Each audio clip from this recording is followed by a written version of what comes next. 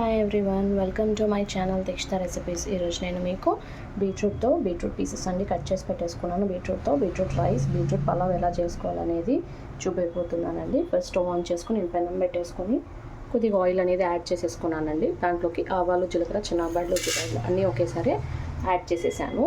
కొద్దిగా రోస్ట్ అయితే చాలు. అలానే సన్నగా తరిగి పెట్టుకున్న ఆనియన్స్ అండ్ మిర్చి అండి అన్నీ కూడా యాడ్ చేసేసుకున్నాను. ఒకటి మీడియం సైజ్ ఆనియన్ అనేది కట్ చేసి పెట్టుకున్నానండి సన్నగా స్లైసెస్ లాగా.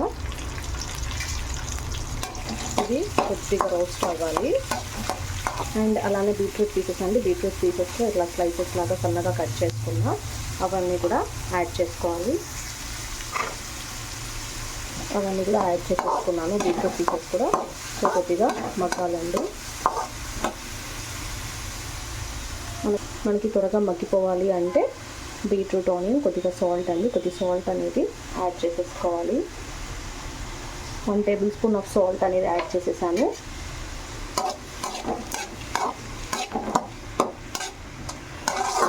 మిక్స్ చేసుకొని మీడియం ఫ్లేమ్లో 5 to 10 minutes పెట్టేస్తే బాగా మగ్గిపోతాయండి. ఇప్పుడు మనకి బాగా బీట్రూట్ అనేది బాగా మగ్గిపోయిందండి. మధ్యలో మిక్స్ చేసుకుంటూ అప్పుడప్పుడు అలా కలిపెట్టుకుంటూ ఉండాలి.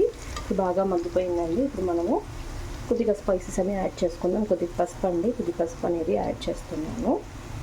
అండ్ అలానే ఇందాక కొద్ది సాల్ట్ అనేది యాడ్ చేశాను కాబట్టి నేను ఇప్పుడు 1/2 టేబుల్ స్పూన్ ఆఫ్ సాల్ట్ అనేది యాడ్ చేస్తున్నానండి. 1 టేబుల్ స్పూన్ ఆఫ్ కారం యాడ్ చేస్తున్నాను. And 1/2 table spoon of garam masala powder add చేస్తున్నాను. అండ్ ఇవి స్పైసెస్ అంతా కూడా బాగా మిక్స్ చేసేసుకోవాలి. రైస్ అండి, ఇప్పుడు మనం దీన్ని దాంట్లోకి యాడ్ చేసుకోవాలి. నేను ఉడికిచ్చేసి పెట్టేసుకుని నార్మల్ రైస్ తీసుకున్నానండి. మన ఇష్టం, మనం బాస్మతి రైస్ తీసుకోవచ్చు, లేదంటే ఇట్లా నార్మల్ రైస్ అని తీసుకోవచ్చు. నేను అన్నం చేసి పెట్టేసుకుని చల్లగా చేసేసుకున్నానండి. ఇప్పుడు దీంట్లోకి రైస్ అంతా కూడా యాడ్ చేసేసుకుంటున్నాను. రైస్ అంతా యాడ్ చేసుకున్నాక బాగా మిక్స్ చేసేసుకోవాలండి.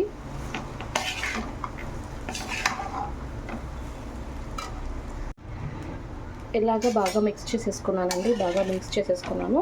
మనకి బీట్రూట్ రైస్ అనేది రెడీ అయిపోయిందండి. చూసేదానికి కలర్ఫుల్గా బాగుంది కదా, బీట్రూట్ కలర్ ఎంత బాగా వచ్చింది. అండ్ మనం ఇంకా సర్వ్ చేసేసుకున్నామండి. ఇప్పుడు మనం రైస్ యాడ్ చేసిన కదా ఒక 2-3 minutes అనేది బాగా మగ్గిపోవాలి. అలానే పెట్టేస్తే 2-3 minutes అనేది బాగా మగ్గుతుందండి. రైస్ అంతా బాగా మగ్గిపోయిందండి. చాలా బాగుంది టేస్ట్ అనేది.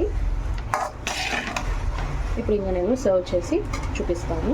తీసుకున్నానండి. మనకి బీట్రూట్ రైస్ అనేది రెడీ అయిపోయింది. అండ్ ఇది మనకి చాలా ఈజీ అండ్ సింపుల్ ప్రాసెస్ అండి. మనకు టైం అవుతుంది, టైం లేనప్పుడు మనం హ్యాపీగా ఇలాగా బీట్రూట్ రైస్ అనేది చేసేసుకోవచ్చు అండి. అండ్ దీంట్లోకి సైడ్ డిష్ కావాలంటే మనం రైతా సర్వ్ చేసుకోవచ్చు, లేదండి, అది మన ఇష్టం. అయితే రైతా రెడీ చేసి పెట్టాను.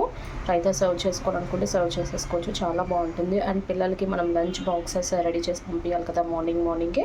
సో ఆ టైంలో మనకి సింపుల్గా త్వరగా అయిపోవాలి అంటే మనం ఇలా చేసేసి మనం పిల్లలకి లంచ్ బాక్స్ రెడీ చేసి పంపించండి. మీకు ఈ వీడియో నచ్చినట్లయితే లైక్ చేయండి, షేర్ చేయండి, సబ్స్క్రైబ్ చేయండి. Thanks for watching my video.